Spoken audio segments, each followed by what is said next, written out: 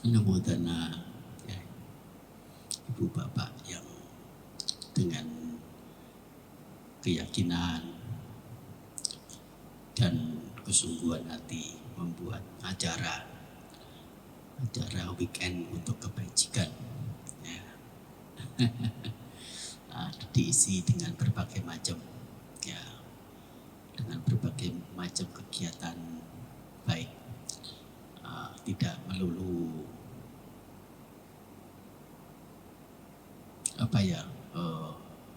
bermeditasi, tapi juga ada diskusi dhamma.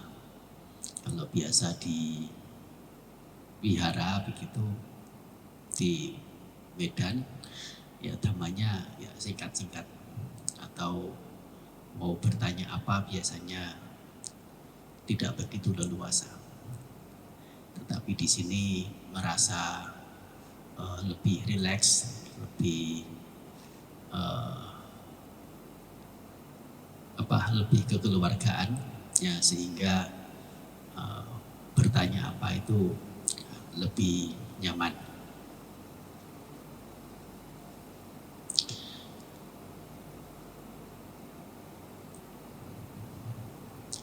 Zaman dahulu itu musim hujan itu dianggap sebagai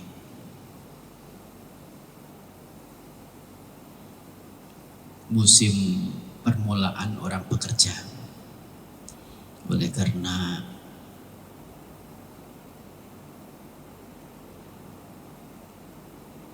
penghidupan utama masyarakat zaman dahulu adalah pertanian, bercocok tanam. Kalaupun pada zaman dulu itu sudah ada perdagangan, termasuk juga profesi-profesi lain, penghidupan lain, seperti misalnya sebagai guru atau sebagai dokter, ya seperti pada zaman sekarang. Tetapi untuk penghidupan atau penghasilan atau cara hidup secara umum pada zaman dulu itu adalah dengan bercocok tanam, bertani. Nah, mereka bergantung pada hujan, yang satu tahun itu umumnya, ada banyak turun hujan itu dalam satu musim, disebut dengan musim penghujan.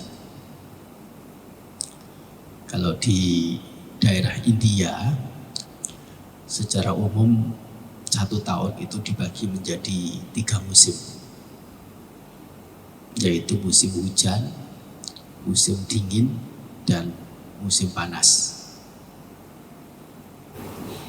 Nah, itu adalah gambaran secara umum orang pada zaman dahulu. Jadi mereka menghitung-hitung begitu, ketemu musim hujan mulai bekerja, setiap ketemu musim hujan mulai bekerja, sehingga untuk penghitungan penanggalan itu digunakan musim hujan sebagai patokan. Musim penghujan itu kalau bahasa palingnya itu wasa artinya musim hujan, itu bahasa Pali. Kalau bahasa Sanskerta namanya warsa, itu musim hujan sekali 1 tahun.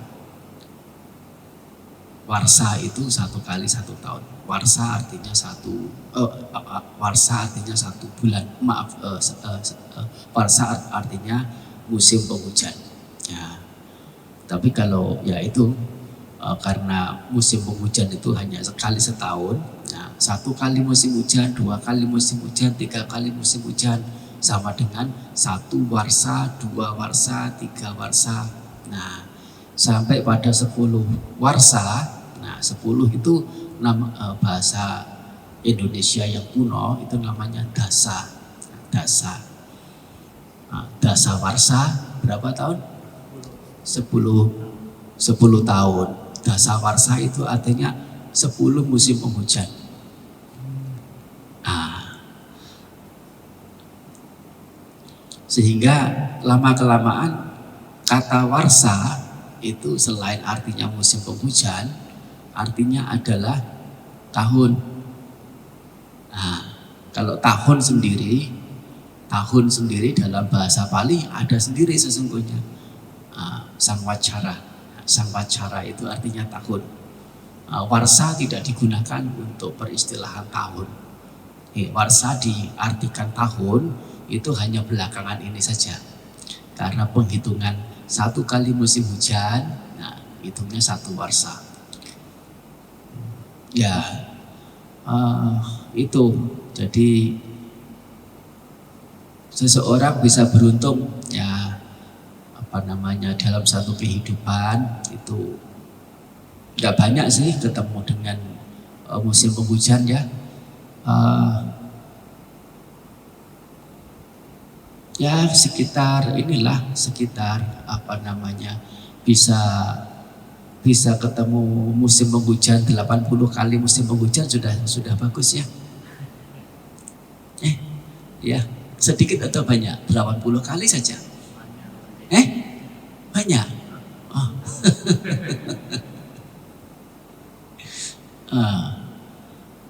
80 kali musim penghujan.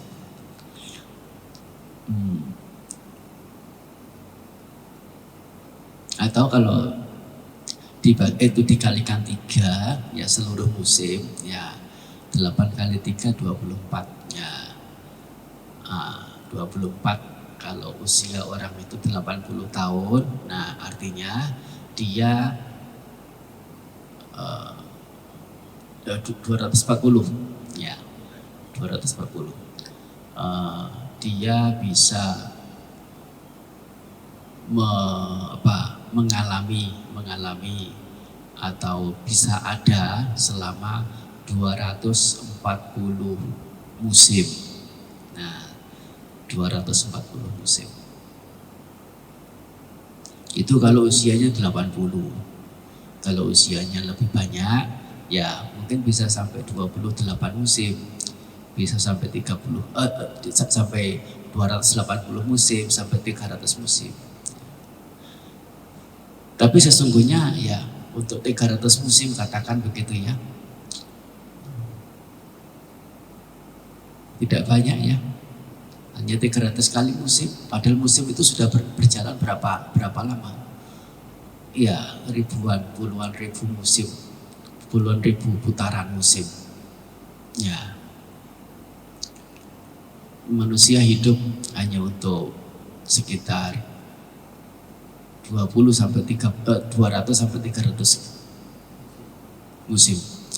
Atau kalau khusus musim hujan, nah ya hanya 80 kali musim saja, musim hujan. 80 sampai antara 80 sampai 90. Ya. Itu kalau ya lancar bisa sampai 80 kali. Beberapa ya hanya 5 musim saja. Beberapa hanya 10 musim, beberapa hanya 20 musim.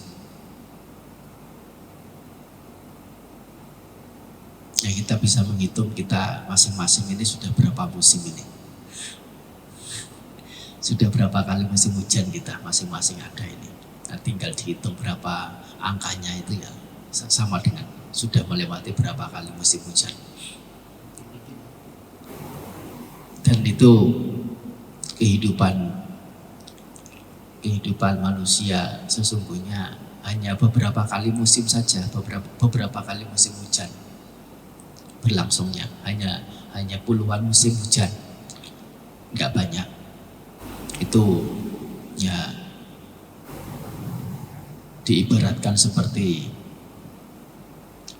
orang yang diibaratkan seperti satu ekor binatang yang asik makan rumput, tapi di bibir sumur. Nah, karena banyak makanan gitu ya. Tapi makanan itu adanya di bibir sumur itu. Mengapa ada di bibir sumur? Nah, oleh karena sumur itu biasanya ada air. Nah, air itu sebagai sumber penghidupan untuk tumbuhan. Nah, tumbuhan banyak hidup subur di pinggir-pinggir bibir sungai. Nah, itu binatang banyak berada di situ untuk makan tumbuhan. Nah, karena banyak tumbuhan, tidak seperti di tempat lain, tumbuhannya jarang. Di situ banyak tumbuhan, jadi melihat tumbuhan yang banyak begitu senang sekali. Ya, makan, lihat ini, lihat itu, makan banyak, ya senang. Tapi ya itu, saking senangnya biasanya lupa kalau itu adalah bibir sumur. Bahaya bisa mengancam sewaktu-waktu. Nah, itu seperti kehidupan manusia yang ada di bibir jurang. Ya, terlalu asik dengan apa yang keseharian ya. Yang sesungguhnya itu hanya untuk beberapa kali musim saja, beberapa kali musim hujan. Dan dengan kelengahan itu tidak merasa berada di bibir jurang, nah akhirnya jatuh juga ke jurang. Kalau seseorang itu terlalu asik dengan keseharian, dengan kesenangan-kesenangan indrawi, dengan selalu bermain-main, dengan kelengahan, ya tidak menyadari sedang berada di bibir jurang, yaitu bibir jurang kematian. Setiap orang berada di bibir jurang kematian. Ya, ada yang 80 kali musim hujan, ada yang lebih, nah tapi juga ada yang kurang. Terus semuanya menuju ke sumur itu, menuju ke sumur. Ya, sementara masih berada di bibir sumur. Sementara masih berada di bibir sumur yang sepertinya itu hijau menyenangkan, tapi itu adalah bibir sumur. Ya, kalau seseorang tidak menyadari keberadaannya secara bijaksana, untuk meskipun juga tetap untuk bisa hidup ya perlu makanan, tetapi di sisi yang lain ya menjadi eling, menjadi sadar untuk sesuatu yang lebih dari sekadar bersenang-senang, bermain-main, melakukan sesuatu banyak hal dengan kelengahan. Ya, sering kita diberitahu bahwa hidup pada zaman kita sekarang ini masih dikatakan sebagai sebuah keberkahan, sebuah keberuntungan, oleh karena masih memungkinkan untuk menemukan dan berdiam dalam satu keberadaan yang luhur, yang mulia, atau yang tidak ada derita, yang setan-setan yaitu mara-mara tidak mampu untuk menggapai, tidak mampu untuk mengusik. Yaitu kalau seseorang berpegang teguh pada ajaran Sang Guru Agung Buddha, sehingga Mara itu tidak senang sekali dengan keberadaan Sang Buddha. Ya, oleh karena keberadaan Buddha, termasuk juga orang-orang yang nanti mengikuti ajaran Buddha, ya, membuat makhluk-makhluk itu berada di luar kuasa Mara, berada di luar kuasa setan. Ya, si Mara ini tidak senang dengan keberadaan Buddha dan tidak senang juga dengan orang-orang yang beragama Buddha, mengikuti ajaran Sang Buddha. Tapi meskipun tidak disenangi marah, ya bukan berarti kemudian takut dengan marah kemudian kembali berada di kuasa marah.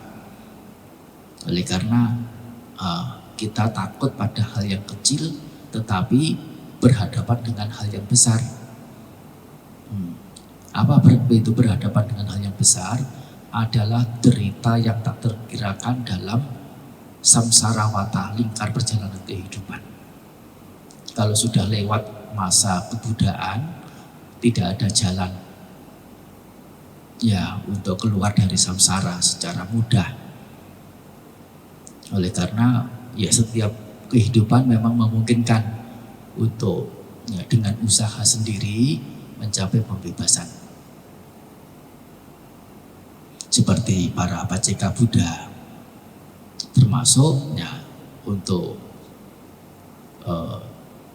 sejumlah makhluk istimewa yang disebut dengan mahasatwa, makhluk-makhluk besar yang saat ini mungkin masih dalam proses mengumpulkan paramita.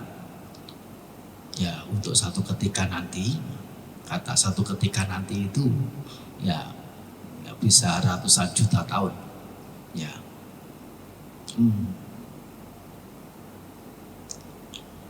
Mencapai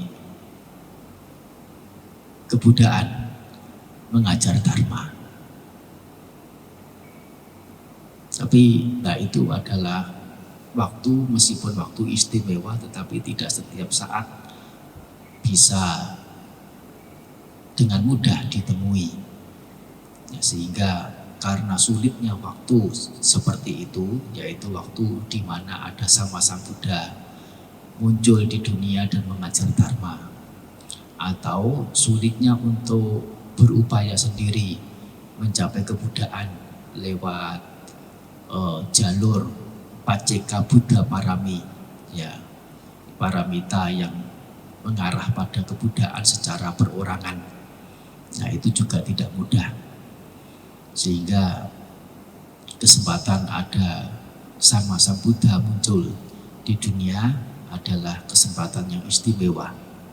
Di sisi yang lain, ya kita berada ya, sebagai manusia ini hanya beberapa kali musim hujan saja, tidak banyak.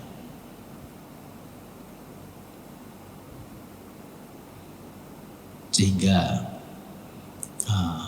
selalu diingatkan, ya kita semua selalu diingatkan ya, di Dhammapada atau di suta-suta itu. Sang Buddha banyak mengingatkan para biku, termasuk para berumah tangga siapapun, ya bahwasanya hidup ini sedemikian singkat, sedemikian sedikit. Ya, kalau menggunakan hidup itu dengan banyak bermain, ya, banyak lalai, banyak lengah, nah kedepannya akan ya menghadapi banyak kesulitan. Ya, kesempatan untuk berlatih dharma sesungguhnya digunakan dengan sebaik mungkin di saat-saat justru ajaran sama-sama Buddha itu ya sedang berputar. Artinya masih dalam proses pemutaran, yaitu sedang berlangsung. Artinya masih ada, belum punah, belum sirna dari muka bumi. Kala, sangkala si pencabut nyawa ya, akan selalu mengikuti. Diibaratkan ya dewa kala ini yang selalu membuntuti setiap makhluk untuk tiba waktunya ya dicabut ya nyawanya oleh dewa kala ini.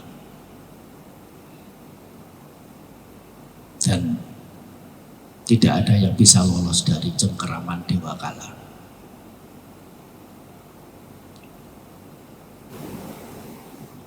Oleh karena itu kesempatan yang baik pada, meskipun hanya sebentar ya, hanya sebentar, baik peserta maupun saya sendiri secara pribadi juga tidak membuat ekspektasi terlalu tinggi, terlalu besar.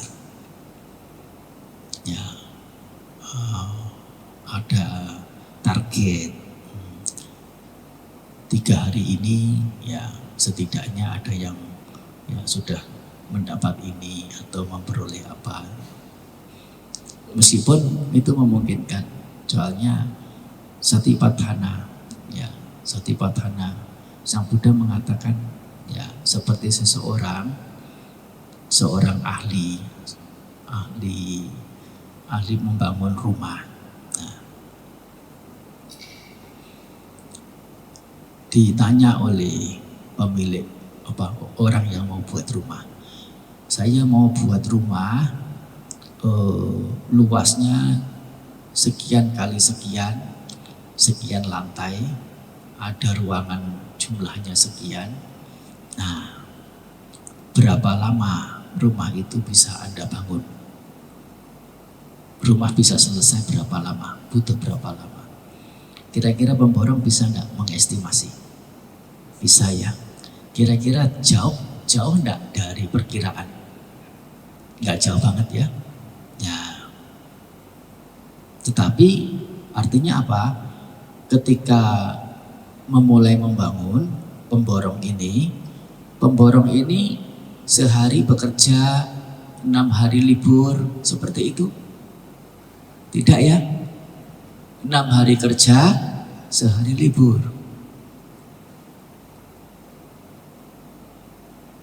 Nah, begitu.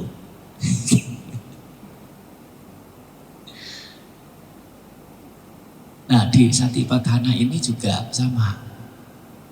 Sang Buddha seperti seorang pemborong, ya, mengestimasi kalau seseorang berlatih Satipatthana ini, tujuan akhir itu bisa dicapai dalam waktu 7 tahun. Ini seperti seorang pemborong yang mengestimasi. Dan tip itu apa berbeda banget dari apa yang diestimasi kira-kira? Tidak jauh banget. Tetapi, nah, yang menjalankan ini bagaimana? 1 minggu sekali berpraktek, 6 hari libur? Nah, tidak. Artinya 6 hari kerja, 1 hari libur, atau 6 hari praktek, 1 hari libur, masih memungkinkan. Itu kalau ada rutinitas dalam mempraktekkan, menjalankan. Bukan berarti Sang Buddha mengestimasi bahwasanya apabila seseorang berlatih Satipatthana selama 7 tahun akan mencapai ya tingkat kesucian. Wah, saya beragama Buddha, menjalankan Dharma, ini sudah berapa lama ini? Ya, sudah 2 tahun, 3 tahun, 4 tahun, berarti kurang berapa lama lagi? Ya, meskipun katakan seseorang ya sangat intens dalam memahami ya atau praktik Satipatthana ini, tetapi jika tidak didukung dengan konsistensi berpraktik, ya estimasi yang Sang Buddha berikan itu tidak berlaku untuk dia. Berlakunya adalah khusus mereka yang memang seperti si pemborong itu lakukan.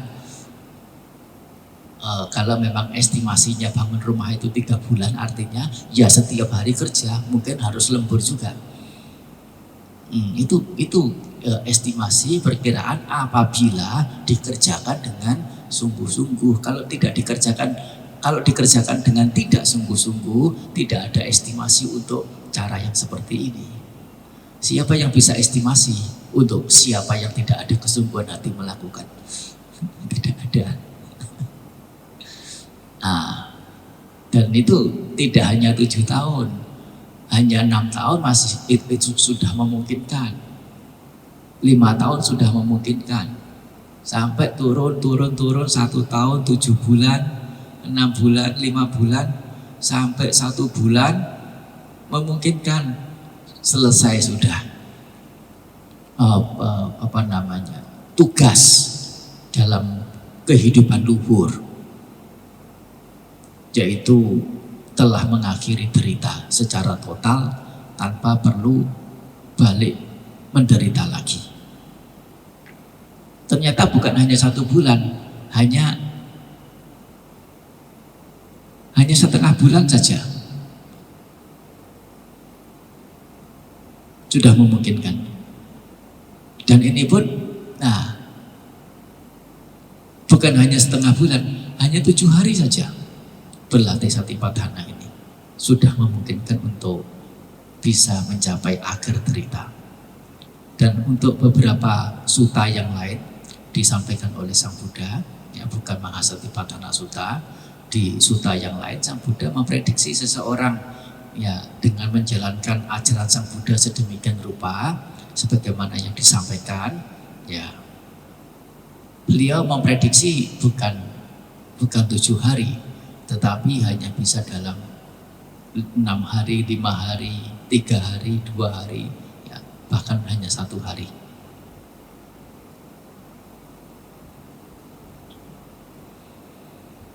Sehingga kalau 3 hari kita praktek begitu ya, weekend begitu, sesungguhnya sangat memungkinkan sudah.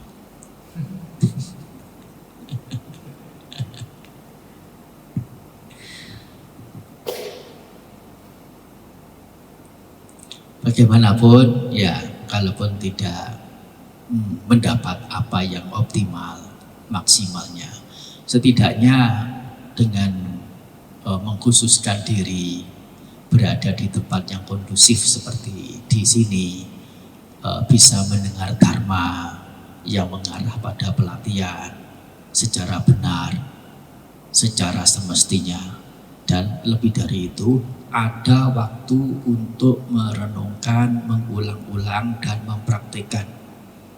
Setidaknya itu sudah paramita. Tidak ada sesuatu perbuatan yang sia-sia. Tidak ada. Semua perbuatan baik tidak ada yang sia-sia. Demikian pula perbuatan buruk tidak ada yang sia-sia. Maksudnya sia-sia di sini tidak ada perbuatan yang tidak memberikan hasil. Semua perbuatan ada hasilnya, meskipun kecil, meskipun sedikit. Kebaikan yang kita lakukan ada manfaatnya, ada semacam kreditnya, memberi kredit. Demikian pula ya tentu sebaliknya, perbuatan buruk juga akan memberikan kreditnya sendiri, tidak menguap hilang begitu saja. Lebih dari itu, kalau bukan hanya suasana di sini yang memang lebih mudah kita untuk berpraktek, setelah keluar dari tempat ini masih hangat suasananya, masih masih terpengaruh dengan suasana sini, ya sampai di rumah setidaknya 1-2 hari ke depan masih ingat praktek, masih ingat meditasi, ya. Masih ingat mengingat Dhamma, masih ingat untuk mengingat-ingat Dhamma yang disampaikan. Yaitu artinya adalah orang yang menggemari Dhamma. Orang yang menggemari Dhamma, itu maksudnya apa menggemari Dhamma? Setiap ada pembabaran Dhamma selalu berupaya untuk berkesempatan mendengar. Dan mendengarnya juga dengan sungguh-sungguh, mendengar dengan penghormatan. Nah, maksud mendengar dengan penghormatan bagaimana? Tidak mendengar sambil ini, sambil itu, ya sambil nyetir, ya tidak boleh meskipun memungkinkan. Dengar dhamma nanti setelah selesai nyetir. Kalau mau dengar yang lain boleh, tapi dhamma tidak boleh sambil nyetir, tidak boleh sambil yang lain. Nah itu tidak ada penghormatan. Kalau kita tidak memberikan penghormatan pada dharma, sejauh apa dharma bisa kita hargai? Kalau dharma tidak kita hargai, bagaimana kita bisa mempraktikkan dharma? Harus ditempatkan sedemikian rupa sebagai sesuatu yang berat. Ya. Sehingga untuk para biku sendiri, diwanti-wanti Sang Buddha untuk juga menghormat dhamma. Kalau misalnya sedang bertemu dengan orang harus membabarkan dhamma, lihat-lihat orangnya itu. Nah, kalau orangnya yang ditemui itu ya sedang berada di kereta, ya, biku yang berada di tanah berdiri begitu, tidak boleh membabarkan dhamma. Itu tidak menghormat dhamma. Ya. Kalau orangnya itu misalnya sedang menggunakan payung, ya, bikunya tidak menggunakan payung. Soalnya payung itu simbol simbol kebesaran. Nah, ya, kalau orangnya masih merasa besar, merasa tinggi, merasa dan yang pihak yang membabarkan termasuk apa yang dibabarkan itu ya diposisikan sebagai yang rendah, ya itu satu hal yang mubazir setidaknya bagi pihak yang menyampaikan dhamma itu kepada orang tersebut. Soalnya apa? Pihak orangnya sendiri tidak punya penghargaan pada apa yang didengar.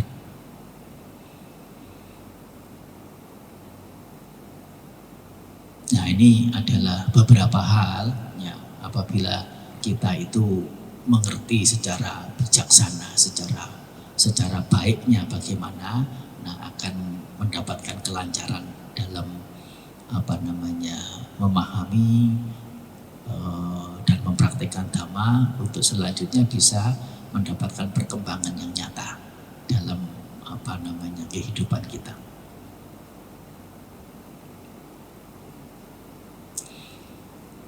Ya, menggemari dhamma seperti itu. Ya, jadi gemar untuk mengikuti pembabaran dhamma dan kemudian mengikutinya dengan penghormatan, ya, dengan kesungguhan hati. Kesungguhan hati itu artinya betul-betul memperhatikan, mendengar dengan penuh perhatian. Itu dengan kesungguhan. Nah, kemudian menanyakan apa yang belum diketahui, menanyakan. Kemudian mengingat-ingat apa yang sudah didengar. Kemudian mencatat apa yang sudah didengar. Ya, memang ada satu pepatah, ya, yang patut untuk kita pegang. Ada pepatah, ya, sebetulnya mencatat itu ribet, ya, dan nanti ujungnya apa? Ujungnya karena merasa sudah mencatat, sudah tidak perlu mengingat lagi. Soalnya space pengingatan itu sudah dialihkan ke eksternal. Eksternal hadisnya ada di buku catatan itu. Jadi di otak sini, di pikiran tidak perlu ada beban mengingat lagi. Jadi orang ada pepatah, ya, mengingat lebih baik mencatat.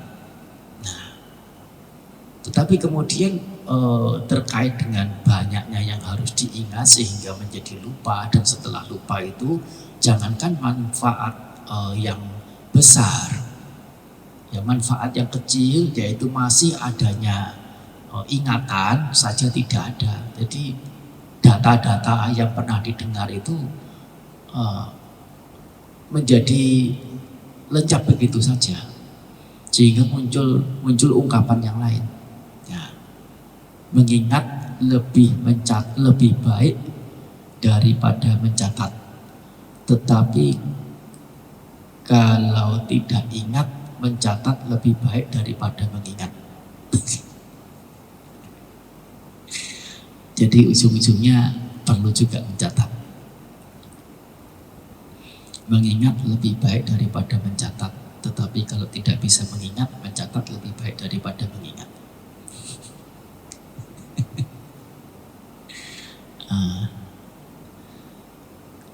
Setelah mengingat-ingat, mencatat, kemudian sering mengingatnya, menerapkannya ke dalam kehidupan keseharian. Itu yang utama, yang menjadi inti pelaksanaan atau pelatihan diri dalam ajaran luhur Sang Buddha. Pengetahuan kalau didapat tetapi tidak dikembangkan sedemikian rupa, tidak ada manfaat banyak. Jadi seperti mubazir, seperti sia-sia. Kita mendengar dhamma sudah banyak sekali, tapi sepertinya tidak bisa dharma itu dipakai untuk mengatasi derita. Mengapa?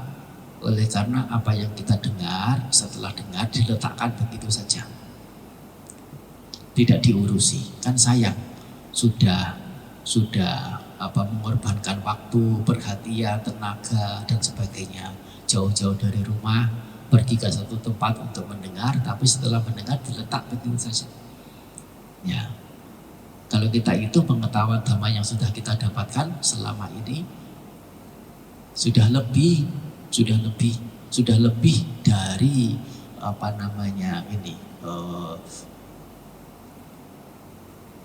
keperluan untuk mendapatkan manfaat berupa tingkatan-tingkatan spiritual yang luhur yang memungkinkan bisa kita dapatkan.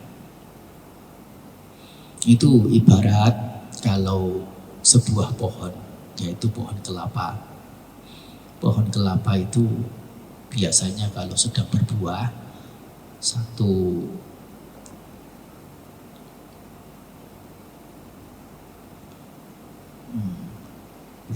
tangkai itu bunga kelapa itu namanya apa itu? Yang gede itu, bronjong. Tandan itu untuk pisang. Ya, apa? Sebut saja satu gugusan, ya, satu gugusan itu secara umum begitu ya. Ya, atau satu tandan juga boleh dah, mengikuti pohon pisang. Saat itu satu pohon, ya pohon kelapa kalau sedang musimnya berbuah begitu. Nah, kira-kira hanya ada satu tandan saja atau ada banyak? Banyak ya, ada 5, kadang sampai ada belasan. Ya, satu tandanya itu hanya satu buah kelapa? Enggak, ada banyak juga, ada banyak. Nah, kalau itu satu tandanya itu ada belasan buah kelapa, dan itu bukan hanya satu tandan, tapi banyak tandan. Nah, itu sesungguhnya pohon kelapa itu kaya dengan buah kelapa. Disebut kaya buah kelapa. Kalau kaya buah kelapa, nah sesungguhnya punya punya kesiapan untuk ke depannya itu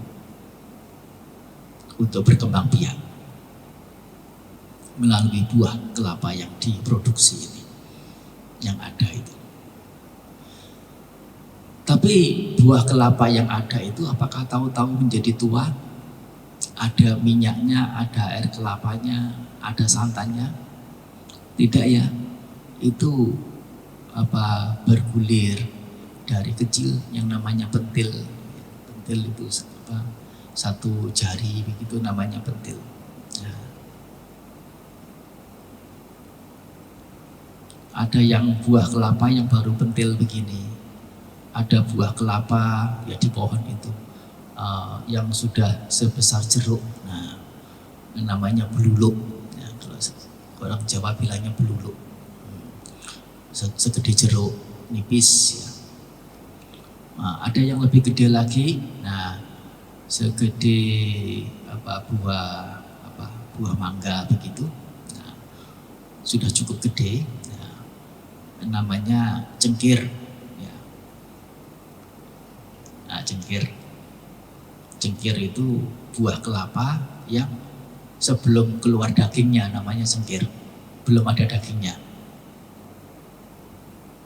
Kalau yang kita pakai ya yang di rumah makan ya kita beli itu ya untuk makan itu kelapa hijau itu namanya bukan cengkir, itu namanya degan.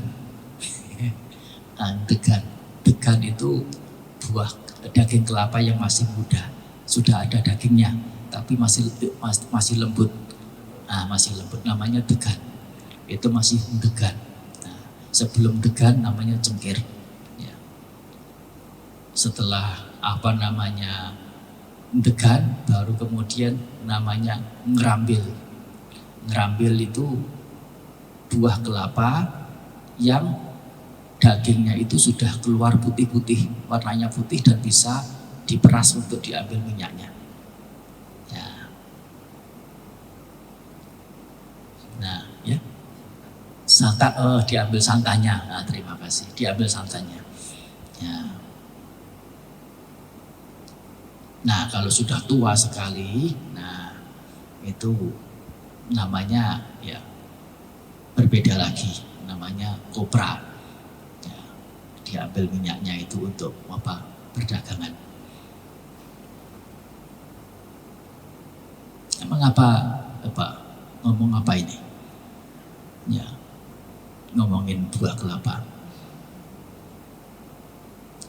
Yaitu untuk kembali pada kita, perumpamaan kita itu mempunyai banyak pengetahuan. Tapi kalau pengetahuan itu hanya sekedar muncul, sekedar ada, sekedar dibuat ada, kemudian dibiarkan, itu seperti pohon kelapa itu tadi, sepertinya banyak buah kelapa yang ada padanya. Tapi kalau hanya kecil, masih pentil, masih beluluk, masih cengkir, ya beberapa itu jangankan minyaknya, dagingnya, degannya saja tidak bisa dimanfaatkan. Jangankan degannya, airnya saja tidak keluar. Meskipun buah itu ada, apa gunanya buah itu?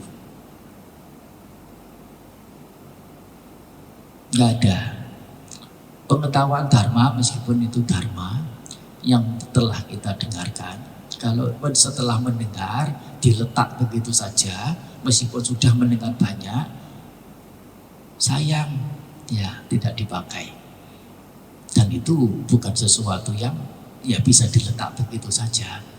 Oleh karena sangat-sangat berharga, sangat bermanfaat. Nah, jadi berpraktik dharma itu merupakan bagian dari yang disebut orang yang menggemari dharma, yang dalam bahasa Pali disebut dengan istilah dhammakama. Dhammakama. Kama artinya kegemaran atau kesenangan. Ya. Ka panjang ma, bukan karma, bukan. Nah, kama, ka panjang kama. Misalnya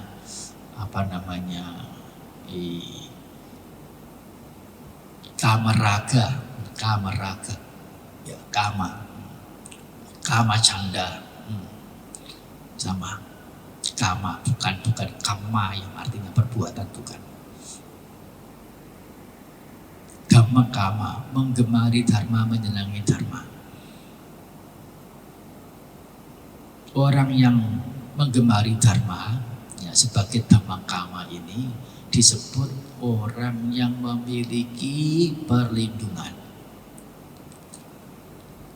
Dan orang yang memiliki perlindungan dikatakan adalah orang yang aman. Orang yang tidak berisiko menderita. Ini Sang Buddha bersabda kepada para biku bahwasanya, wahai para biku, hidup semestinya ada perlindungan.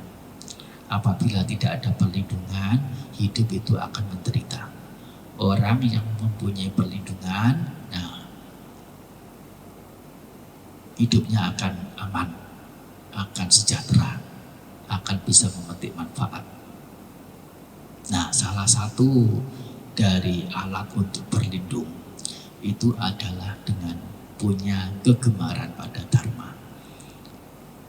Kegemaran pada dharma ini dalam bentuk apa? Nah, tidak perlu diulangi lagi ya. Mendengar, di mana ada kesempatan bisa mendengar. Dengan sungguh-sungguh, dengan kehormatan, mengingat, mencatat, menanyakan, menerapkannya ke dalam keseharian. Meskipun yang didengar tidak banyak, tetapi intens, ya, itu lebih baik. Termasuk juga, nah, kesempatan membaca sutta. Kalau kita mengatakan membaca parita, begitu. Beberapa orang membaca rajin, setiap malam baca. Tapi bacanya ya sekali baca banyak. Baca kejar target. Ya, satu malam ya kalau tidak satu buku selesai ya setengah buku. Kalau setengah buku tidak selesai, seperempat buku. Tapi hanya baca bahasa Palinya saja. Ya, oleh karena lebih sakral. Itu baca bahasa Pali lebih sakral, tapi tidak ngerti apa yang dibacakan karena berbahasa Pali.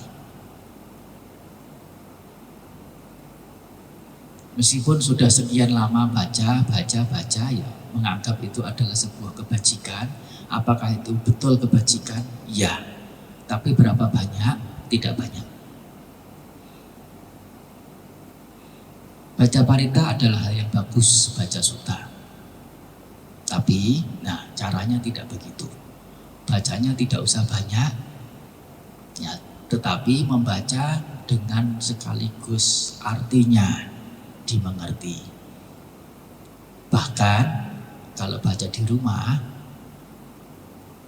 waktunya sedikit nih, hanya 5 menit. Kalau baca Palinya dan katanya harus suruh baca terjemahannya juga, tak keburu waktu ini. Harus pilih salah satu. Pilih mana? Pilih terjemahannya saja. Kalau baca di rumah, harus memilih bahasa Pali atau terjemahan. Pilih terjemahannya. Dan tidak usah baca banyak. Baca sedikit saja, setelah itu, nah, termasuk dimengerti artinya, ditutup bukunya, terus ditutup juga matanya, merem untuk beberapa saat, mengingat-ingat tadi apa yang didengar, yang dibaca, berusaha memahaminya. Setelah bisa memahami apa yang dilakukan, mengulangi lagi apa yang didengar, yaitu dengan mengingat ulang. Kemudian berusaha memahaminya lagi, mengingat lagi, berusaha memahami lagi apa yang barusan dibaca itu tadi. Ini beberapa kali putaran, sampai belasan putaran, sampai puluhan putaran, sampai memakan waktu kira-kira 10 menit, 15 menit, 20 menit. Selesai. Buka mata, ya namaskara, selesai. Upacara baca parita hari itu selesai. Demikian caranya. Besok baca apa? Nah, besok baca apa? Kalau malam hari ini baca halaman ini, besok baca halaman apa? Besok baca halaman yang sama.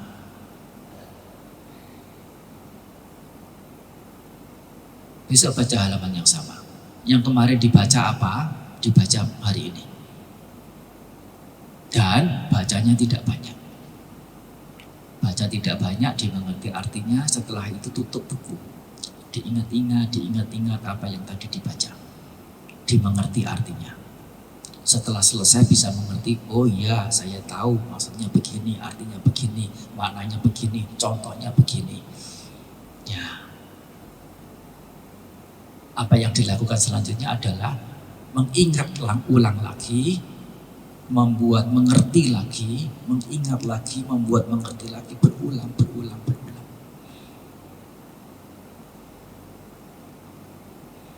Nah, begitu. Besok tiba waktu baca parita lagi, baca sutta lagi. Nah, yang dibaca apa? Ya. Halaman berapa? Ya, halaman yang sama lagi. Jangan bosan. Kebosanan itu bukan Buddha, yang bosan itu marah. Kalau ada bosan, ya baru patut diketahui ini marah, ini yang bosan ini, bukan Buddha.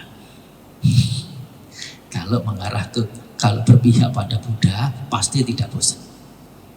Dharma selalu indah. Dan sebelum seseorang itu teguh pada dharma yang diterima, dia tidak semestinya goyah untuk meninggalkan. Kalau sampai goyah meninggalkan, itu artinya apa? Berada di sisi marah. Lari dari dharma, kalah.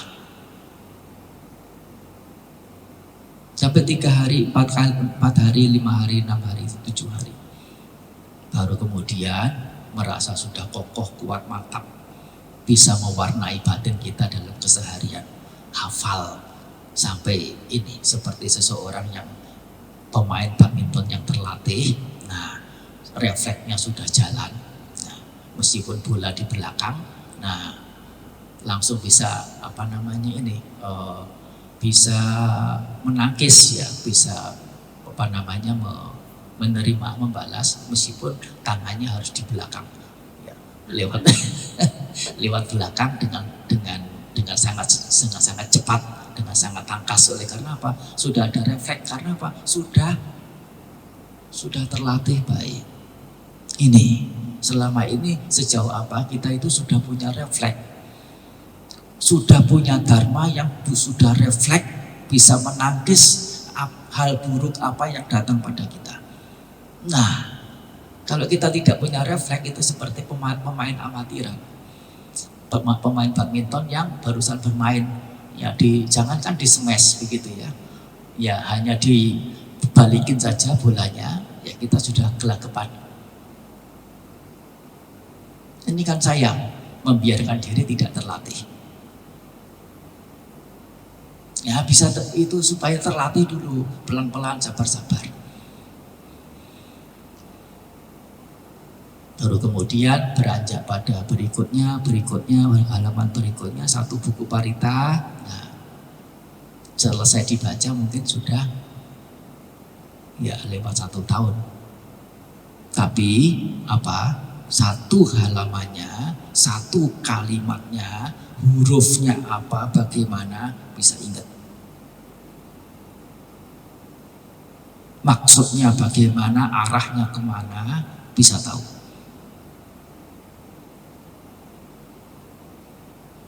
Daripada baca maunya satu buku selesai 1 hari, ya tapi baca cepet-cepet, kejar target. Biasanya satu buku selesai berapa? 40 menit hanya palingnya saja. Kejar target ini 35 menit. Besok kejar target cepat, lebih baik. Nah, 30 menit bacanya cepat sekali. Jangankan baca cepat, baca lambat saja tidak mengerti. Nah, ya apa? Ini ingat bahwasanya agama Buddha itu agama kebijaksanaan, agama kecerdasan. Ya, bukan agama takhayul, bukan agama mistis, ya, bukan agama yang tidak masuk akal. Semuanya didasarkan pada akal, daya berpikir. Jadi, dalam membaca sutta, ya, atau membaca patha, ya, secara umum namanya patha, membaca patha atau membaca Pali juga bisa. Kalau sutta itu soalnya belum lengkap, itu hanya satu bagian di antara 9 bagian ajaran Sang Buddha. Ya, namanya ada sutta, ada giya, ada Waiyakarana, ada Wedala, ada gatha syair, ya, udana, exclamation, ujaran, ujaran. Ada 9 jenis. Nah, sutta adalah salah satu di antara 9 itu. Apalagi kalau parita, ya, parita itu tidak ada dalam 9. Parita itu istilah khusus untuk sutta Sang Buddha, ya itu hanya ada 12 saja, ada 12 sutta saja.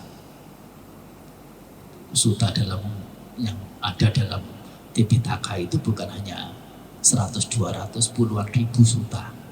Ya, yang disebut parita itu hanya 12 sutta saja. Jadi kalau kita membaca ajaran Sang Buddha, ya tidak semestinya dikatakan baca parita. Tidak pas.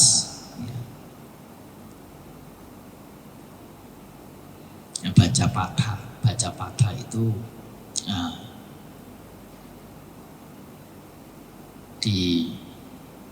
dilakukan dengan cara yang baik, cara yang semestinya, cara yang bisa diharapkan manfaat nyatanya. Nah, itu yang bisa disampaikan dalam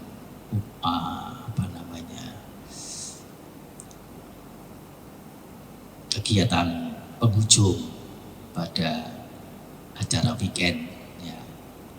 Tidak memberikan banyak tentang dharma, yang itu juga sudah diberikan sebelumnya, ya. Hanya di sini menegaskan bahwasanya hanya mendengar, kesempatan mendengar selama berada di sini, meskipun juga tidak intensif secara prakteknya, ya setidaknya mendengar itu sudah merupakan kredit yang besar, kredit yang luar biasa. Dan yang didengar itu, ya, apabila bisa diingat dengan baik, itu akan memberikan manfaat yang besar. Apalagi kalau kita bisa menempatkan diri sebagai dhammakama, yaitu orang yang menggemari dhamma.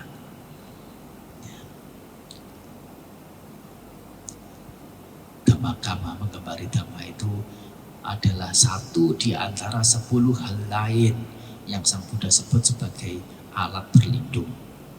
Ya, nomor 1 itu adalah sila. Ya, nomor 2 adalah bahusutta, punya banyak pengetahuan, belajar, mendengar. Sang Buddha membabarkan sutta ini, isinya begini. Lewat biku siapa yang membabarkan? Tahu, banyak mendengar. Yang ketiga, punya teman yang baik. Ya. Yang keempat, mudah dinasihati. Yang kelima, menjadi orang yang rajin. Ya. Yang keenam, menggemari dhamma. Ya. Pertama sila, 2 bahusutta, 3 kalyanamita, 4 suwaca, 5 takha. Nah, takha itu rajin. Ya, yang keenam dhammakama. Yang ketujuh, punya keberpuasan atas yang dimiliki atau sentosa, kesentosaan. Dalam bahasa istilah lainnya santuti atau santusaka. Yang kedelapan punya wirya, punya semangat.